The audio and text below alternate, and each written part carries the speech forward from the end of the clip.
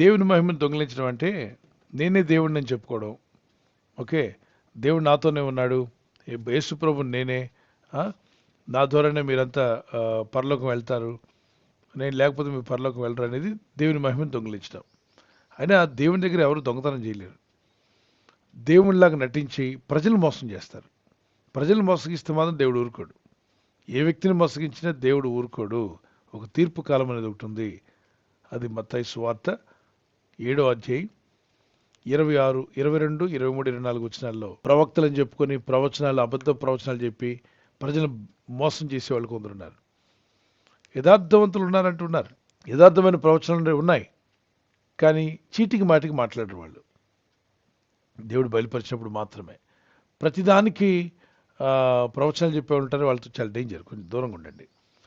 కూర్చున్న ప్రవచనం, నిలబడిన ప్రవచనం, కళ్ళు తెరిస్తే ప్రవచనం, కళ్ళు మూస్తే ప్రవచనం, అలా ఉండదు. ఆత్మదేవుడు నడిపించే విధానం వేరుగా ఉంటుంది.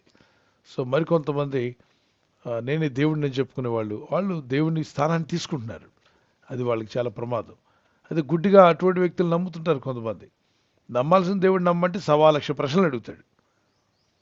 కానీ గడ్డలు పెంచుకున్న ఒక వ్యక్తి ఒక దగ్గర కూర్చుంటే వెనక ముందు ఏం అడగకుండా అసలు ఎక్కడ పుట్టాడు, ఎలా జీవించాడు, చరిత్ర కూడా తెలియకుండా సాష్టాంగపడి మొక్కేస్తారు. ప్రజల్లో కూడా ఉంది ఆ బలహీనత. ఏంటి, నాకేదైనా లాభం వస్తే చాలు, ఎవరిని మొక్కితే డబ్బులు వస్తాయంటే వాళ్ళ ఫోటో తెచ్చి పెట్టేసుకునే వాళ్ళు కూడా ఉన్నారు. మీ ఫోటో తయారు చేసి ఇతని ఫోటో పెట్టుకోండి మీకు బాగా లాభం వస్తుందంటే వెంటనే కొనేస్తాడు, కొని షాప్లో పెట్టేస్తాడు. ఎందుకు? దేవుడి మీద భక్తి కాదు, నీ మీద భక్తి కాదు, డబ్బు మీద ఆశ, ధనం వస్తుంది కదా అని. కనుక అలాంటి వారు చాలా జాగ్రత్త పడాలి. దేవుని పిల్లలై ఉండి క్రీస్తుని నందున్నవారు యేసుక్రీస్తుల వాక్యం వినేయకుండా, ప్రజలను ఎదగనీయకుండా సంఘాన్ని అలా అట్టుపెట్టి వాళ్ళ బోధ మాత్రమే వినాలి, ఇంకెవరి బోధ వినకూడదు. అది కూడా తప్పే. 5-fold మినిస్ట్రీ దేవుడు ఇచ్చాడు. అపోస్తల పరిచర్య అంటే పరిశుద్ధులు సంపూర్ణులు అవ్వాలంటే ఈ బోధలు ఉండాలి. అపోస్తలు, ప్రవక్తలు, సువార్థికులు, సంఘ కాపరులు, ఉపదేశకులు. 5-fold మినిస్ట్రీ అనేటువంటిది ఉన్నప్పుడే ఆత్మీయంగా అందరూ వర్ధిల్లడానికి అవకాశం ఉంటుంది.